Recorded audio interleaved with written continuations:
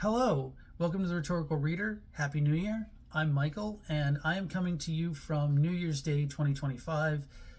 And I'm very excited about the chance to do my first look back on this channel at the books I read in 2024. And I'm especially excited because 2024 was the year that just reignited my love of reading. I had been barely reading for years, for almost 10 years prior to this, with how much my depression had taken me and what my mental health state was. It was very difficult to just read books and enjoy them anymore. So I really am excited to have a chance to talk about all of the books that I loved in 2024 and share that with all of you. It's interesting because when I was thinking about doing this and I was thinking about content for the channel, I was thinking about doing a 2024 best of and a 2024 worst of the things that I didn't love that I read in 2024. But I think I'm only going to do the best of. I think I'm only going to do the books that I loved because it feels to me like I want to go into 2025 with as much positivity as I can, because I don't know what this year's going to hold for us, and I'm sure that a lot of people are worried and apprehensive, just like I am, as we face the future. So I think I'm going to stick to positivity for this time around and just talk about the things that I loved. And it felt like an especially good decision because 2024 is the year that I really got back into reading. I mean, I made this channel because of how much I just found that I loved reading again and how much I found this joy in it again. So I'd been gone for so long. Most of what I read this year that are my favorites aren't things that are actually written in 2024. I did enjoy some books that were written this year, but the things that I've truly loved were mostly things that were older that I was just discovering for the first time. And I think with all that out of the way, I just need to really dive in and start talking about the books, because that's what I'm here for. I do not know what's going on with the light. This corner is usually really odd at this time of the day, so it might just be a little strange. That might be something that I have to look into in the new year as I continue to try to make content for this channel. So let's just talk about books. That's what I really want to do. And the first one that I want to talk about is actually cheating a little bit, because it's not just one book, it's a series. And that is the Wayfarers series by Becky Chambers that starts with The Long Way to a Small Angry Planet. This series, when I started reading the first book, I had been told about it so many times, and I had so many people who told me that this was something that would reignite my love for reading, and they were absolutely right. This book is the kind of book that when you finish it, you just look at the person next to you and you say, I didn't know that books could be this good anymore. I just didn't realize how much I could love a book after so long away from reading. And the rest of the series, The Galaxy and the Ground Within, The Record of a Spaceborne Few, and A Closed and Common Orbit, are all just magical in their own ways.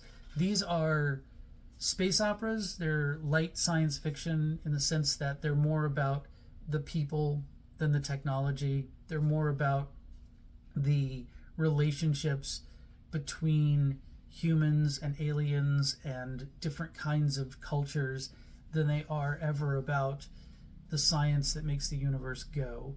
And they're so genuine, they're so heartfelt, they're so beautiful.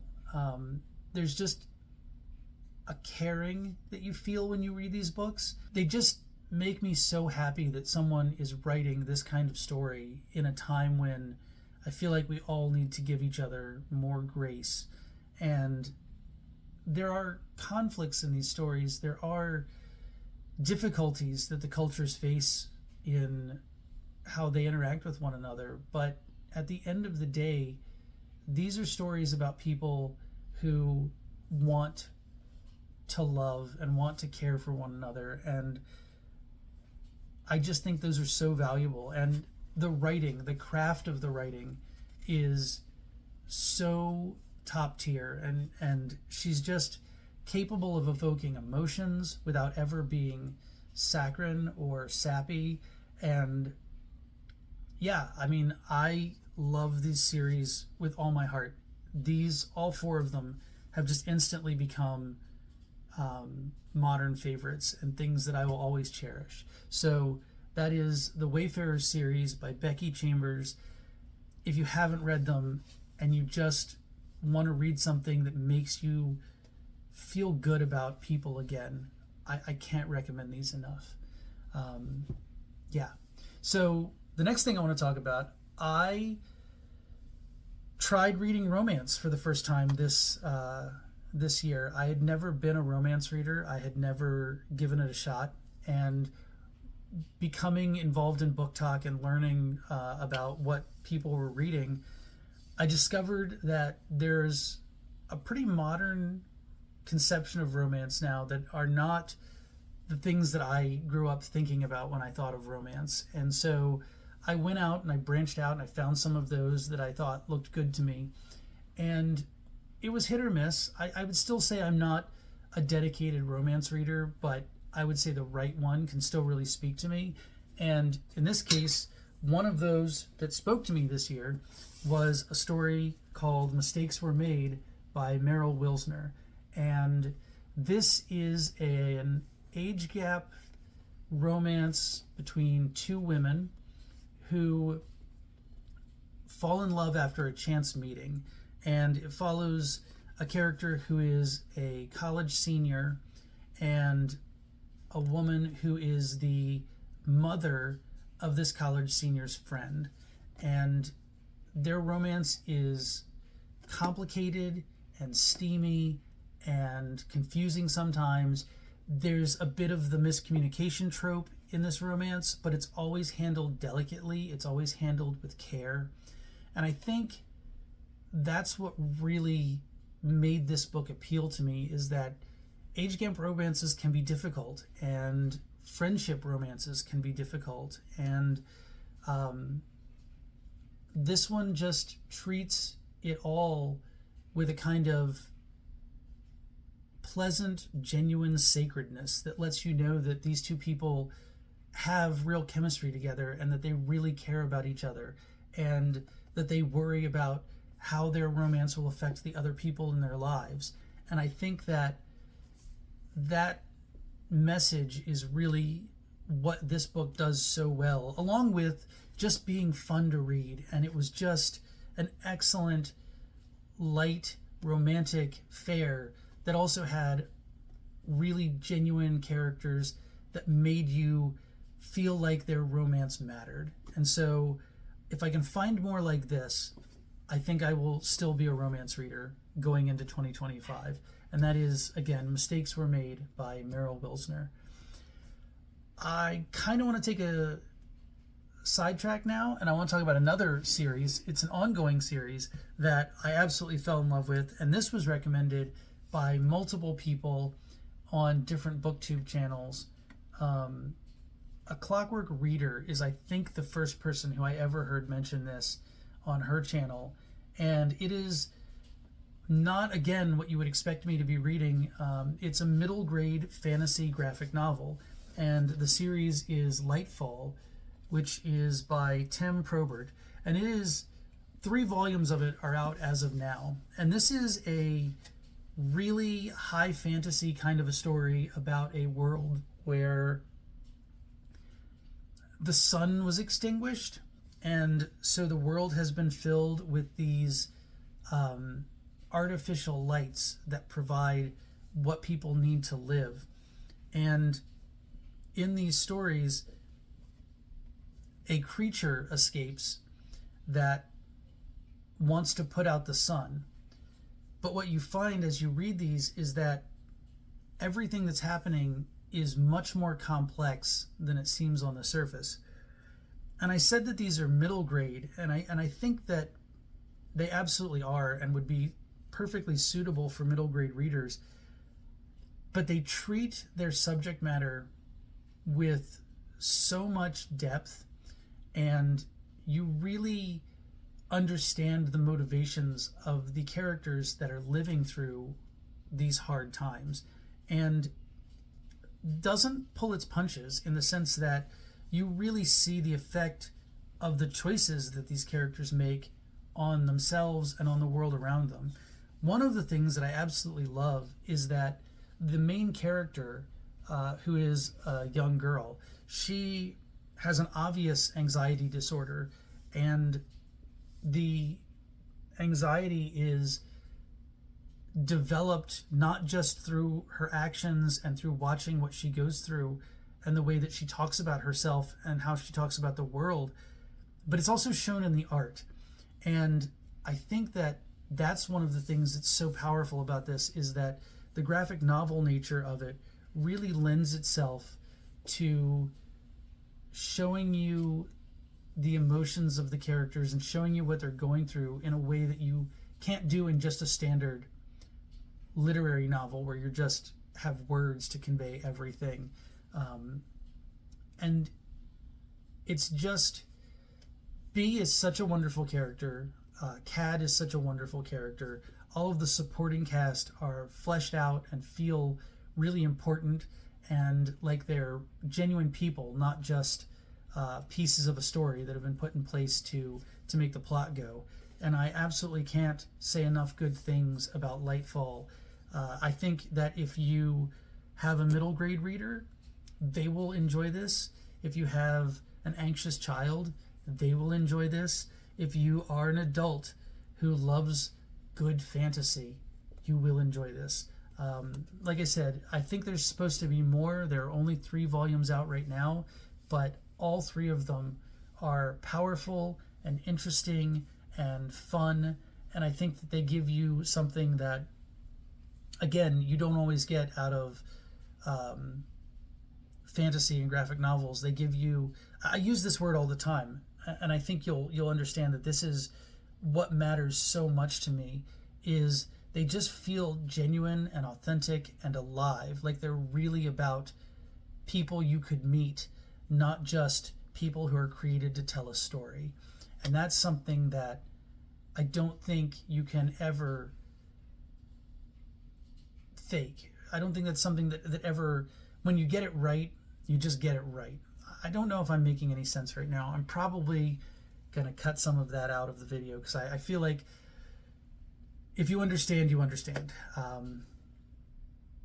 I just enjoy the fact that they feel very authentic and real, and even in a world that's high fantasy, where all kinds of wild and crazy magical things are happening, it's still just all about the people who have to live in that world. That's why it means so much to me. To completely and utterly turn around from that, I'll talk about my favorite nonfiction book that I read this year, and that is Lafayette in the Somewhat United States. And this is a series of essays, I think you could call it. You can see how much I tabbed this as I was reading it. I really wanted to annotate this and go back to things.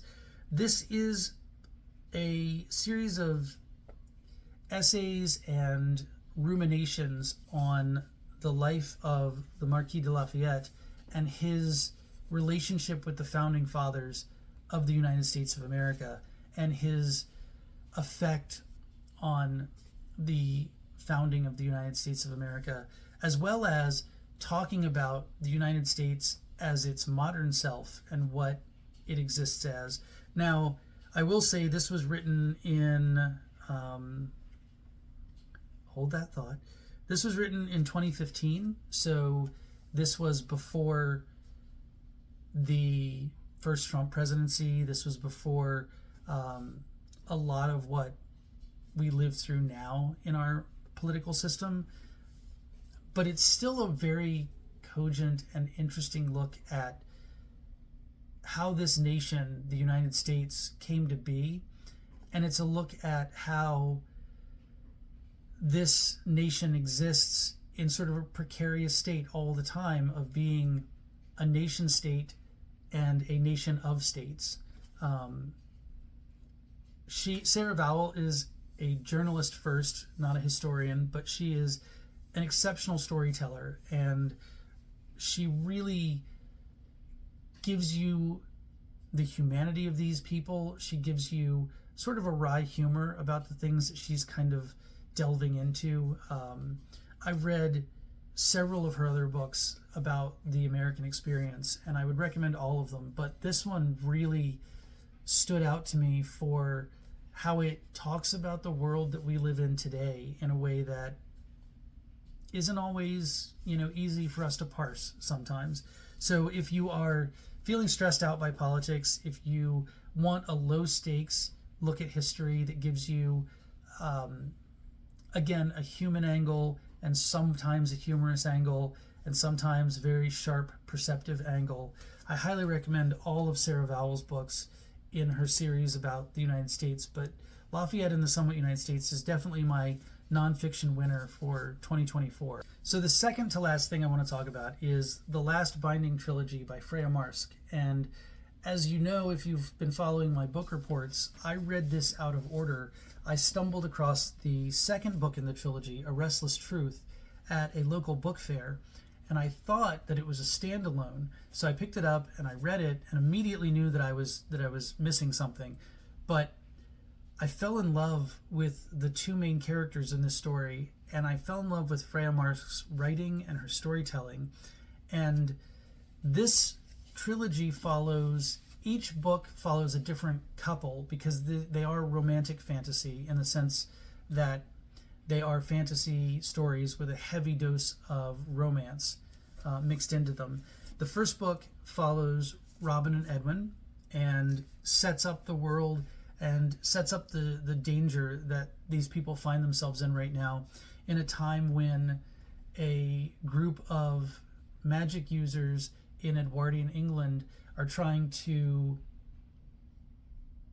gain control of the power of magic in a way that has never been done before, and to concentrate it in a few hands. And along with setting the stage, you get a really excellent romance between Robin and Edwin as they find their way through the beginning of a relationship. And I think that's what's so interesting about these two characters and their story, is that it's definitely a Grumpy Sunshine vibe in this, but it's two people who are learning about themselves while they learn about each other, and that makes their romance feel very genuine and very heartfelt. And I absolutely adored this story. Along with, like I said, A Restless Truth, this is following Maud and Violet, who are two more of the main cast of the trilogy, and they have 6 days on a transatlantic voyage. I'm going to try that again. Between New York and England, and they discover a spark of romance between them as well. And I think that a lot of people, I've heard criticism of this book that the romance feels rushed and that some of the dynamics of the romance felt off to some people. They did not to me. I loved the fact that it was a romance that was based in exploring and discovering and finding for these two characters, and for finding something for Maud especially, growing up while she's in the middle of this dangerous situation and realizing who she can be in her life. And more than the romance, it was just also this sort of rumination on women in this Edwardian society and how they fit in and how they form friendships and what they have to offer to each other, not just to society at large. And so I found a lot to love in this, along with it just being a great, rousing adventure story. So definitely my favorite one of the trilogy, highly recommend. And the last book, Power Unbound, wraps everything up with two other characters, a lord and a journalist, who find each other. I don't want to say too much, because if you read this trilogy, I don't want to give things away. Obviously, the main plot gets resolved. Obviously, There's another romance. It's an excellent romance. It plays, again, with a different kind of dynamic. This one deals with the power imbalances between the aristocracy and the commoners, and how that affects their ability to care about one another. But this one I also found interesting because if Robin and Edwin are grumpy sunshine, and Maud and Violet are kind of sunshine, this one is definitely grumpy and grumpy. Both of the two main characters in the story are angry and disgruntled and unhappy with the world that has been created for them and by them in their lives. And they are just both trying to find happiness in their own ways and trying to find peace in their own ways. And I think one of the things that I really enjoyed about this book is how the Lord finds himself in a situation where he has to care for people again, not just a romantic partner, but friends and people who have come into his life throughout the trilogy in a way that he had forsaken, in a way that he said he was never going to do again after he suffered a loss early in his life. And him coming out of his shell and finding that ability to be there for others again felt really good to watch. Along with that, I would just say that much like the Wayfarer series, the thing that I loved most about the last Binding trilogy is how incredibly authentic and genuine everyone felt, how alive they felt, and how they just all made you want to root for them in the stories. You really wanted to see them succeed and be happy, which is something that is really important to me in these days when the real world can be a lot for us to deal with. And that brings me to my last book on my list, and my absolute genuine favorite of 2024, and one of the first books that I read in 2024 as I started this adventure to try to start reading again, and that is A Song for a New Day by Sarah Pensker. And I've said it before, and I'll say it again, this is one of those books that when you read it, you just immediately want to talk about it. You just immediately want to find someone and say, look what this is. Look at it. Read it. I need to share it with you because it's so powerful. It was written in 2019, which I thought was interesting because it was before the COVID pandemic, but it actually deals with, the story is about a world that is post-pandemic where people have been isolated from one another, and the internet and virtual reality experiences have become the only way that most people experience the world. They don't have close connections in person with other people, and large gatherings are actually even outlawed in most places. And this is a story about a woman who is charged with finding musical acts that can be commodified and commercialized and put into these virtual reality performances and sanitized in a way that as she goes out into the world and starts to discover this underground music scene where people are still gathering together and still meeting to hear music in person and to play music in person, she learns how valuable that experience is.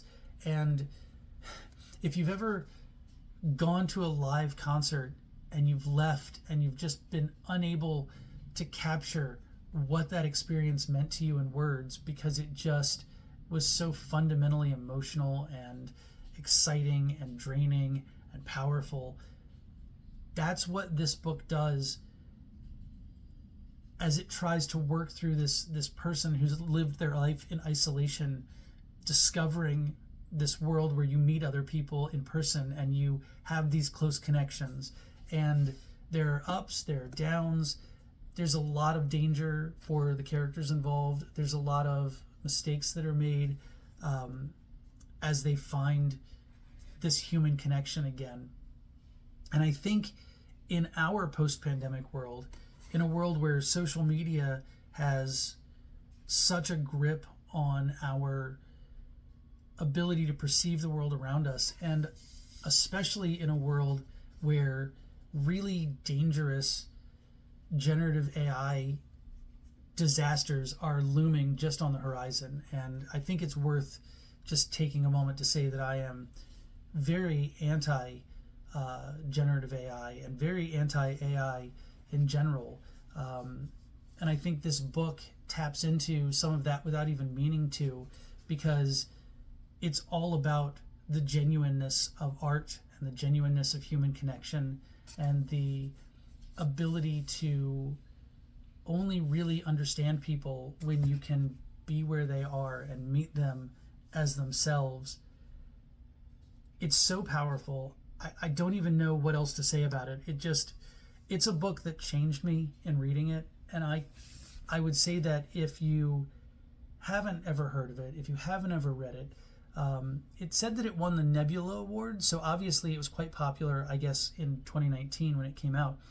But for me, I had never discovered Sarah Pensker. And so this would be, of everything that I read this year, and so many of the books that I read this year were magical and beautiful and heartwarming and uplifting and really made 2024 wonderful for me. This is the one book that I would say everyone should read. A Song for a New Day by Sarah Pensker. So that brings me to the end of my tour of the best of 2024. I am looking forward to embracing more with this channel in the new year. I really struggle with confidence in trying to film things other than just talking about books in front of the camera like this. It's really difficult for me to open up more of my life and try to talk about doing things like, to imagine doing things like vlogs or, read-alongs or things like that. But I hope that I can branch out and become more active in the new year. And I look forward to doing this again a year from now. But along the way, I hope that I find amazing books in 2025. I hope that I find so much more happiness in the act of reading. And I hope that you do too. So as we face the new year, again, as I always say, I hope you're doing well. Please try to take care of each other, and I will see you next time.